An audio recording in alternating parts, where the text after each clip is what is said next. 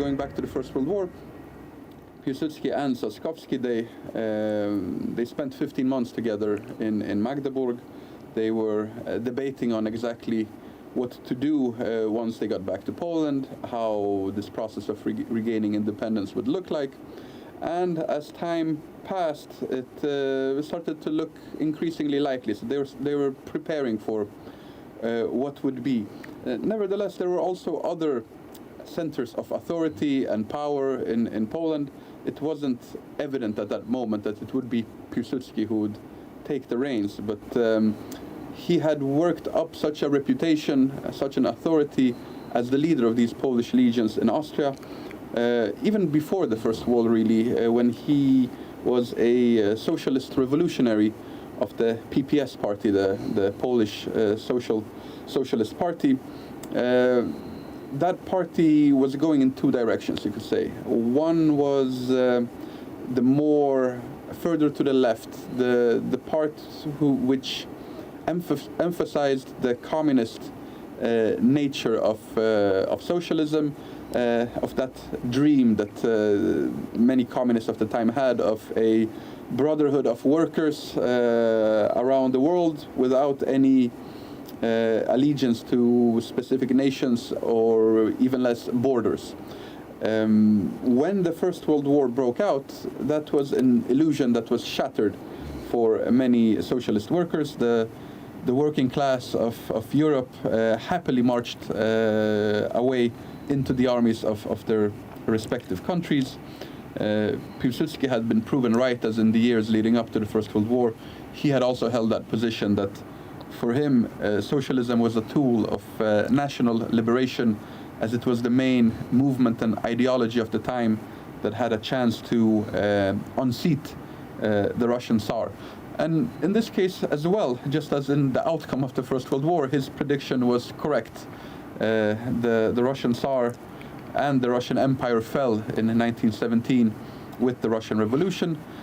So those who claim, and there are many of them in Poland, who claim that Piłsudski was a visionary who had a great feel for international politics, they were also correct about that.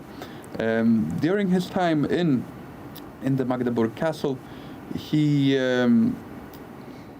was scheming in various ways. He was allowed to correspond with other Poles.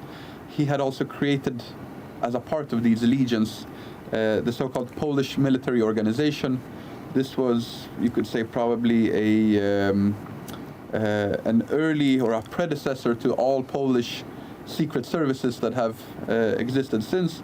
Naturally, there was no ideological continuation between the secret services of the Polish Second Republic and those of the Polish People's Republic, the communist state after the Second World War, but nevertheless they served the same function. So the Polish military organization, it was not limited to Austria-Hungary as his legions were. The agents and people working for that organization were spread out also in Germany and in Russia itself. These were the people that were creating, you could say, the environment on the ground for this national resurgence.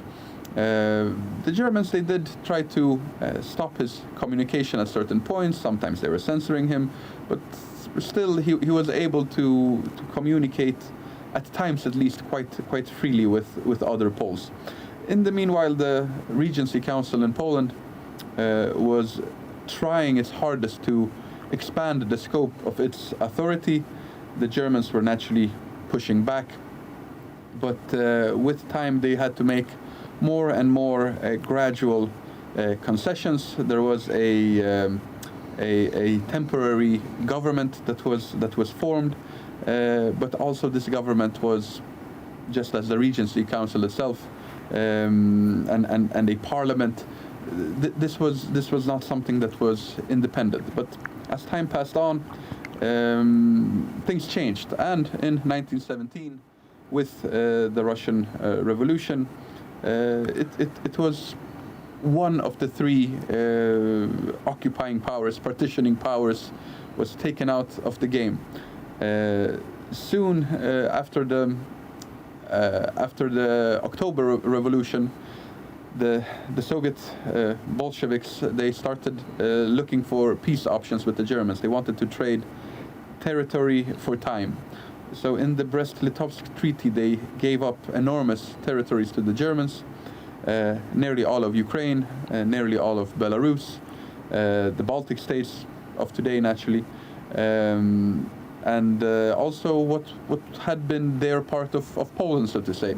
So interestingly, the Soviets, the Bolsheviks, were the second power in the world after the Americans that recognized Polish independence. Adam, the clock in the corner of the studio is blinking at me, so I'm afraid we must bring this programme to an end. Thank you. We'll pick it up next time. There we are. I've had to interrupt Adam almost in mid-sentence, but fear not. If you join us next time, as we hope you will, we'll continue the story. In the meantime, thank you for watching Poland Daily History.